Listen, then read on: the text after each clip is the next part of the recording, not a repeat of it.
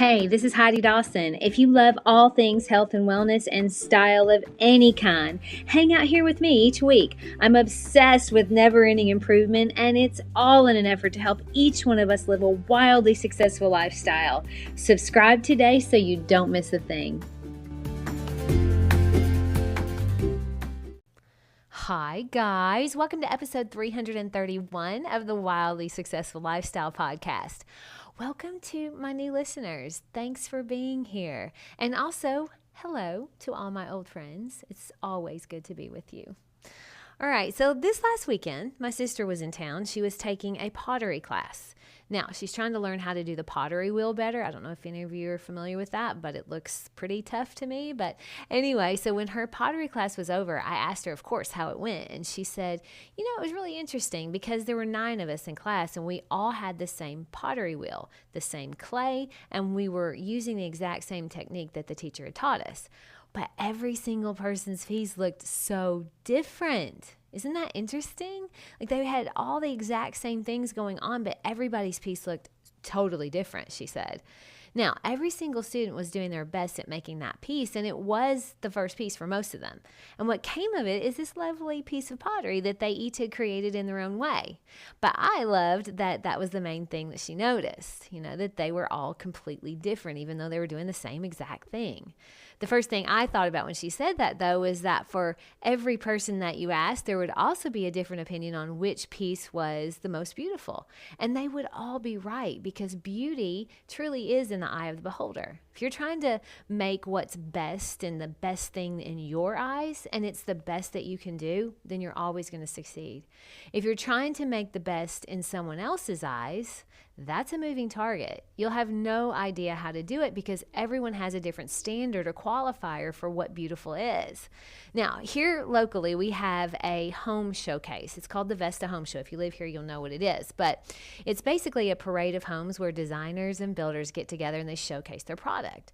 Well, a few years ago, there was one where there was a designer that he was an up-and-coming designer whose work I had seen before, and I loved it. So I was pretty excited to go to this particular Vesta Home Show because I'm a fan of his design.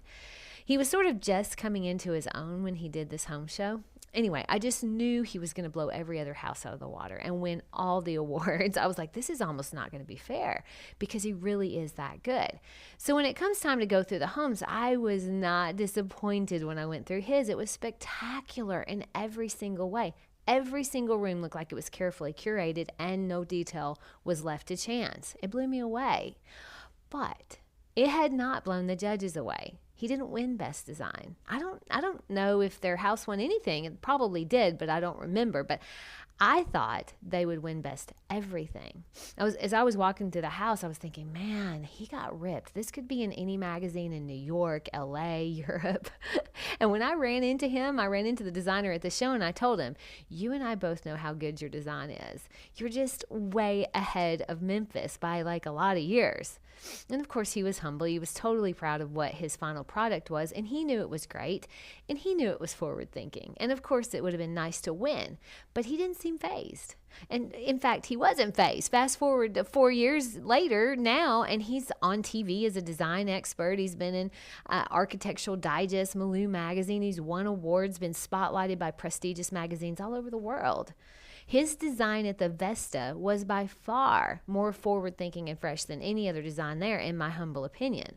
But that's not how the judges in Memphis saw it. The house that won Best Design was underwhelming, but it was a very Southern and safe style, and not to take anything from their hard work, but he knew his design was ahead of its time. And if he had tried to fit into what he thought everyone would want to see or would like, he may have won a local award. But he wouldn't have been true to himself, and he wouldn't have gotten noticed by clients and magazines around the world. So just like the pottery, just like anything in this world, if you try to fit into what someone else wants from you, you may win short term in their eyes, but you may also lose long term in yours. People who listen to their gut and follow their heart oftentimes have to buck the system, which can lead to short-term pain. But what you gain long-term is far better. So how does this point help us in day-to-day life? Well, for me, there have been many times where one of my subcontractors or my contractor will tell me they don't think the design I have planned is going to look right. But guess what? My job is for the design. If I changed my mind every time someone doubted me, I would never get a thing done. Now, if they tell me it's not safe or technically impossible, we're going to have a conversation. But if they're just doubting how it's going to look and I'm 100% it's going to look great, I'm going for it. And the full responsibility will be on me if it doesn't, and that's a risk I'm willing to take. Everyone is going to have an opinion, and remember, they're all going to be different. So if you're certain something is right for you, then you got to have the guts to go for it. Otherwise, you may end up with regret. I was listening to Jordan Peterson this week, and he said that from his experience, when people are on their deathbed, their biggest regret is not the mistakes they made. Their biggest regret is the missed opportunities, the risks they wish they had taken. That's what they regret the most. And look, it doesn't even have to be, that serious. Our friends and family and coworkers, they're all going to have opinions on what we should or should not be doing. I mean, I have opinions about other people too. It's human nature. No problem with that. But do we lean into what other people want more, ignoring our own thoughts and wishes? For instance, for me, just in the small things, I like my hair darker. It's naturally dark. But for a long time, I had it highlighted to be pretty blonde. And as I was gradually going back to my darker roots, I would have people say, hey, I liked your hair better blonde. Or there would be some that say, hey, I really like this darker color. Lots of opinions. And that's okay. I don't mind that at all. But I like myself with darker hair, so that's what I have. I feel more beautiful and authentic that way. Now, if I followed what someone else wanted and now my hair is blonde, but when I look in the mirror, I don't like it, but someone else may, is that being true to me? I don't think so. Another thing is my nail ladies. God love them. They always want me to do these bright colors on my nails, red or blue or green. It's so funny. They tell me that I'm kind of boring with my pale pink nails. And sometimes when I'm stepping out, I will do a lavender color, but that's how I step out. But I've tried those bright colors in the past and I don't like it. So I just laugh when they try to do them and I say, no way, I don't like that on me. I know what I like and I go with what I like. I feel more graceful and beautiful with the colors I choose. Now, it may not be right for everyone, but it's right for me. You're never wrong when you choose what's right for you. Now, sometimes you're going to do something like cut bangs and you're going to hate it and your mom is going to say, I told you so. But was it wrong to try? I mean, that designer I was telling you about earlier, when I was going through his house, he had painted these thick chains. He'd painted them white and he hung them on the wall in a row as art in the living room. It was so creative and edgy and it looked so good. And it probably was one of the things that cost him the award because it was really out there. But was he wrong to try that? I don't think so. It may just be one of the things that got him noticed nationally. I remember, and it's been 5 years. I don't remember one specific thing from the actual house that won Best Design, but I can tell you several specific things about his design in that showcase. Lots of people had strong opinions about his design. That's when you know you're good.